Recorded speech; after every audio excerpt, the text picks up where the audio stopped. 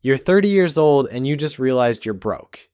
Not the fun kind of broke where you're 23 eating ramen, ironically, and telling yourself you're finding yourself. The actual kind of broke where your high school friends are buying houses and you're avoiding eye contact with your landlord because rent is 3 days late, again. Now, here's what makes this moment uniquely terrifying. You're old enough to understand compound interest, but young enough to feel like you should still have time. You're scrolling through financial advice that tells you to invest in index funds when you have $43 in your checking account. The math isn't mathing, and every birthday cake feels like a countdown timer you can't pause. But here's what nobody's telling you.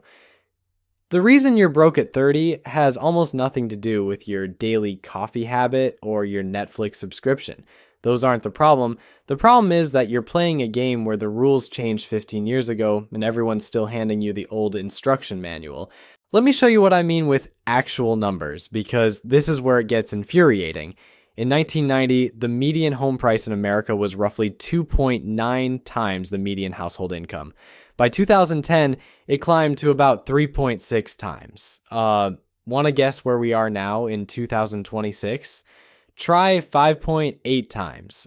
Your parents bought their first house on a salary that would barely cover your rent today. They entered the job market when a bachelor's degree was a golden ticket today. It's the baseline requirement for an entry-level job paying $58,000. But don't let that number fool you. Adjusted for inflation and housing costs, that $58,000 has roughly the same purchasing power as $28,000 did in 1990. You're making middle-class money that provides a poverty-level lifestyle. The boomers love to talk about pulling yourself up by your bootstraps, but they were wearing $12 boots in an economy where entry-level jobs came with pensions. You're wearing $200 boots you finance because you need them for the 3 interviews you have this week, none of which offer benefits. So when some financial guru tells you that you're broke because you're undisciplined, I need you to understand something. You're not undisciplined. You're playing against a stacked deck while everyone's pretending the game is fair. Your 20s were supposed to be for figuring things out, making mistakes, traveling maybe. Instead, you spent them trying to survive an economy that treats your labor like a commodity and your housing like an investment vehicle. Student loans that were supposed to be your ticket to prosperity became an anchor. The side hustle you started because your job doesn't pay enough became your second job. You're not lazy, you're exhausted. And now you're 30, looking at your bank account, wondering how you're supposed to catch up when it feels like you're running on a treadmill that keeps speeding up. But let's talk about why 30 is actually the perfect age for this wake-up call, because this is where the story shifts. Your 20s were for learning. You learned what jobs you hate, what relationships don't work, and probably that buying a timeshare in Vegas at 2 a.m. is a terrible decision. All valuable information.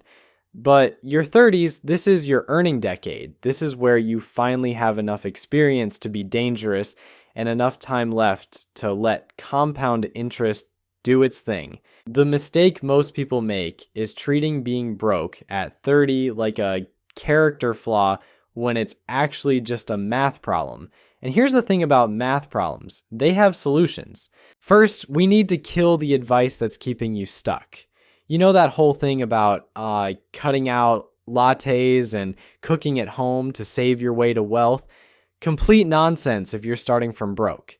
If you're making $45,000 a year and spending $43,000 saving the extra $2,000 isn't going to change your life.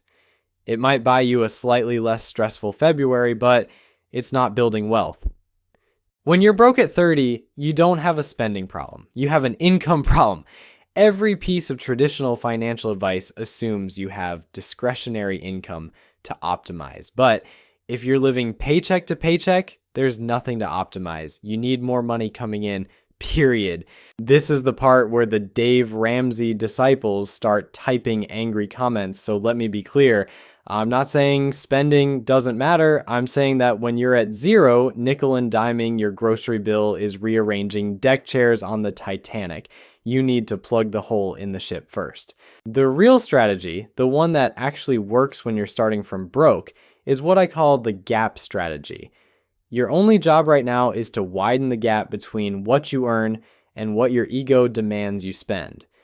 Notice I didn't say what you spend. I said what your ego demands. Most people get a $5,000 raise and immediately move into a $400 more expensive apartment because that's what successful people do, right?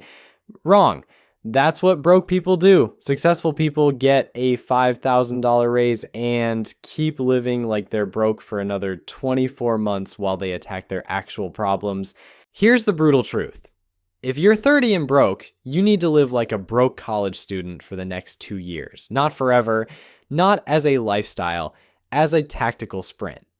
Because in 2026, there are more ways to increase your income than ever before in human history, but only if you're not hemorrhaging every raise into lifestyle inflation. The landscape has changed in ways that actually favor you if you're willing to see it. We're living through the largest wealth transfer in history, and AI tools have made skills that used to take years to learn accessible in months. Remote work means you can arbitrage your labor. A company in San Francisco will pay you California wages while you live in a state where that money actually means something. But here's what nobody tells you about opportunity. It doesn't wait for you to feel ready. It shows up when you're still scared, still figuring it out, still not sure if you're qualified. The difference between someone who's broke at 30 and someone who breaks through is just whether they moved when the door opened or stood there wondering if they deserve to walk through it. Your real problem isn't the money you don't have today. It's the decision you're about to make about the next 10 years. So let's talk about what actually changes the game when you're staring down 30 with a bank account that looks like a rounding error. The skills arbitrage window is wide open right now in ways that would have seemed impossible 5 years ago. In 2021, if you wanted to learn video editing, you'd spend months watching tutorials, maybe shell out for a course, practice for a year before you were competent enough to charge money. Today, you can learn the basics of Premiere Pro in a weekend using AI tutors that give you personalized feedback, then use AI tools to handle the tedious parts while you focus on the creative decisions clients actually pay for. The skill acquisition timeline has collapsed. What used to take 18 months now takes 6 weeks if you're focused. But here's where people screw this up. They learn the skill, then immediately try to compete with people who have been doing it for a decade. Wrong move. You're not trying to be the best video editor in the world. You're trying to be the best video editor that a local real estate agent or a small business owner can actually afford and access. That's a completely different game, and it's one you can win in 90 days. I know someone who went from broke bartender to making $6,800 a month doing video editing for local businesses. Not YouTube creators, not agencies, local businesses that need simple, effective content for their social media. She charged $400 per video, 20 videos a month. Took her about 3 hours per video once she had her systems down. And the math works because she wasn't trying to compete with the $5,000 per video people. She was competing with the business owner's nephew who said he'd do it for free and then never delivered. This is the leverage point nobody talks about. You don't need to be world class. You need to be reliable and competent in a market that's starving for exactly that. Remote work changed something fundamental about geography and money. If you're making $55,000 in San Francisco or New York, you're effectively poor. That same $55,000 in Tulsa or Pittsburgh or basically anywhere that isn't a coastal city, you're comfortable, you can save, you can invest, you can breathe. The arbitrage opportunity here is insane, and most people are ignoring it because they're attached to living in expensive cities for reasons they can't articulate when you press them. I'm not saying move to the middle of nowhere and be miserable. I'm saying get strategic about it. Plenty of cities have good food, decent culture, actual winters and seasons, and rent that doesn't require a second job. Find a remote position with a company based in a high-cost area, move somewhere affordable, and suddenly that $65,000 salary is worth $90,000 in purchasing power. The math is simple. Your income times your cost of living equals your actual wealth building capacity. If you make $80,000 but spend $75,000 to live somewhere impressive, you're broke with better restaurants nearby.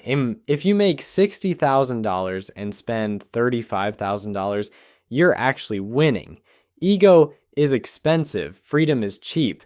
Now let's address the thing that's probably bothering you. You're thinking, Nick, I can't just uproot my life and learn new skills and move cities. I have obligations, I have relationships, I have a lease. Yeah, you do. And in 10 years, you'll still have obligations and relationships and a lease. The question is whether you'll also have options or whether you'll still be stuck choosing between paying rent and fixing your car. The gap strategy isn't about becoming a minimalist monk who lives on rice and beans. It's about making a tactical decision to freeze your lifestyle at your current income level for 24 months while you aggressively increase what you earn. Every dollar of that new income goes toward three things in this exact order. 1, eliminating high interest debt. 2, building a $2,000 emergency buffer so you stop getting hit with overdraft fees and payday loans. 3, investing in assets that compound. Most people do this backwards. They get the raise, upgrade their life immediately, then wonder why nothing changes. The gap stays the same, the stress stays the same, they're just stressed with better furniture. Your competition isn't other broke 30-year-olds. Your competition is your own future self who didn't make the hard choice right now. That version of you is 35, still renting, still stressed, still saying, I'll figure it out next year. Every day you delay is a day that person becomes more real. The actual wealth building happens in the gap.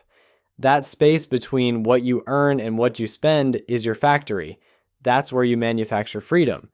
A $500 monthly gap invested at 8% for 10 years is $91,000. A $1,000 monthly gap is $183,000. That's not retirement money, but it's I can take 6 months off to switch careers money. It's I don't have to tolerate a toxic boss money. It's options. And here's the part that makes this whole thing click. You're not sacrificing your 30s to live like a broke college student forever. You're doing it for 24 months, 730 days. You can endure almost anything for 730 days if you actually believe it's temporary and purposeful.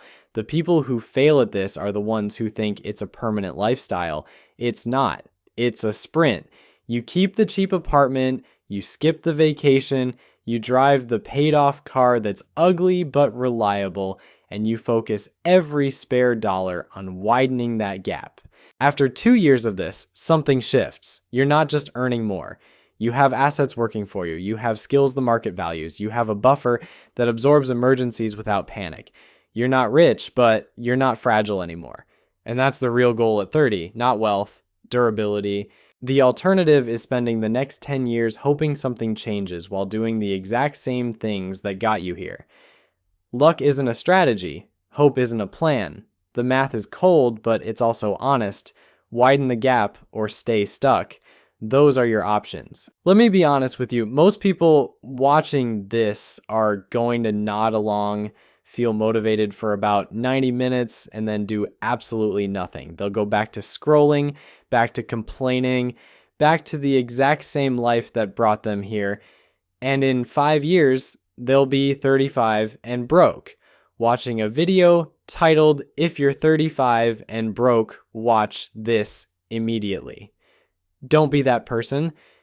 The difference between the people who escape this trap and the people who live in it forever isn't intelligence. It's not luck. It's tolerance for short-term discomfort. The people who win at 30 are the ones who accept that the next 2 years are going to be weird. Your friends are going to judge you. Your family is going to ask why you're still driving that car. You're going to feel left out when everyone's posting vacation photos and you're meal prepping chicken and rice for the 4th week in a row. That discomfort is the price of admission. You're paying it now or you're paying it forever. Choose wisely. Let's talk about what actually changes your situation, because I'm tired of the vague motivational garbage. You need 3 specific things to happen in the next 24 months. First, you need to increase your income by at least 30%, not through inflation-adjusted cost of living raises, real income growth. That means you're either getting aggressively better at your current job and demanding recognition, or you're shifting to a higher paying field entirely. Second, you need to keep your fixed expenses frozen at today's level, not reduced, because that's unrealistic for most people, just frozen. Same rent, same car payment if you have one, same phone bill. Third, every dollar of that new income gets funneled into the gap. No exceptions, no rewards, no, I deserve this. You're in crisis mode, act like it. Now here's the uncomfortable truth about income growth that nobody wants to say out loud. Your current employer probably isn't going to give you a 30% raise. They're not. They'll give you 3% and tell you it's generous. You're going to have to make them uncomfortable or leave. The data is clear on this. People who stay at the same company for more than 2 years earn 50% less over their lifetime than people who switch jobs strategically. Loyalty is a scam in 2026. Your company will replace you in 48 hours if they need to. Stop treating them like family.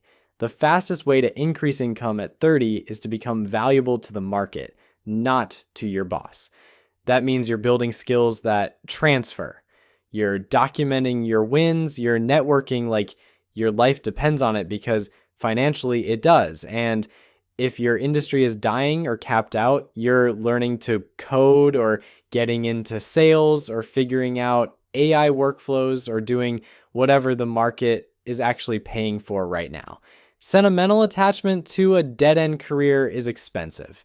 Some of you are thinking, but Nick, I have kids, I have a mortgage, I can't just pivot. You're right. You can't pivot as fast as someone without those obligations, but you can still move. Slower is better than static. A 15% income increase over 2 years is still better than zero. The trap is using your obligations as an excuse to do nothing while watching your situation slowly deteriorate. Your kids are going to suffer more if you're financially stressed for the next decade than if you're hustling hard for the next 2 years to fix it. Stop hiding behind responsibility when what you're actually doing is avoiding discomfort. And let's address the psychological block that kills most people at this stage. You're 30. You thought you'd be further along by now. You're embarrassed. You're ashamed. You don't want to admit to yourself or anyone else that you're struggling, so you fake it. You spend money you don't have to look like you're doing fine. You finance the lifestyle you think a 30-year-old should have. This is the death spiral. Your ego is more expensive than your rent. The people who win are the ones who get comfortable saying, I can't afford that right now, without shame. They're the ones who drive the paid-off car and live in the small apartment and focus on the scoreboard that actually matters, which is net worth, not perception. Nobody's coming to save you. Your parents can't. The government won't. Some imaginary future windfall isn't happening. It's you, the gap, and the next 730 days. That's the whole game. Let me give you the actual math of what happens if you execute this. Let's say you're making $50,000 right now and spending $48,000. You have a $2,000 gap annually. That's not enough to build anything.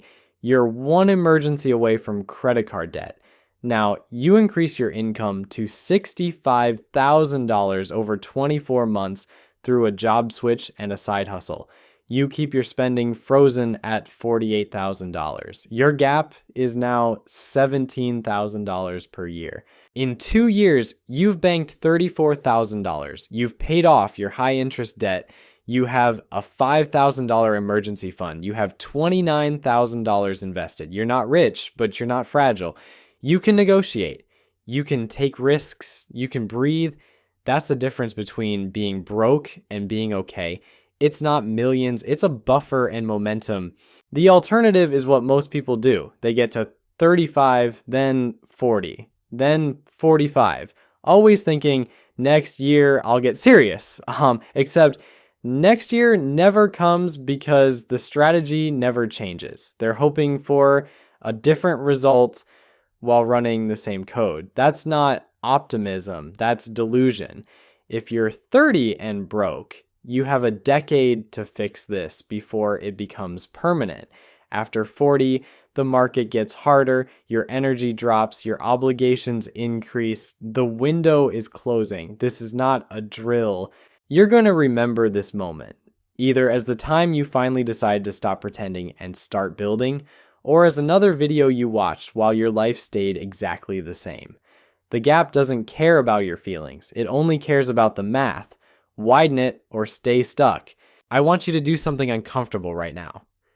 Close your eyes for 10 seconds and picture yourself at 40. Same job, same apartment, same stress. Your friends have equity, you have excuses. Your nephew asks why you still rent. You tell him you're figuring it out. He's 12. He doesn't believe you. Open your eyes. That person exists in a timeline where you did nothing after watching this video. The only thing standing between you and that future is whether you're willing to be weird for 730 days, not forever. Just 730 days of frozen lifestyle, aggressive income growth, and relentless gap widening. That's it. That's the entire game. You're 30. You have 3,650 days until you're 40. The math is simple, the execution is hard, but staying broke is harder. Choose.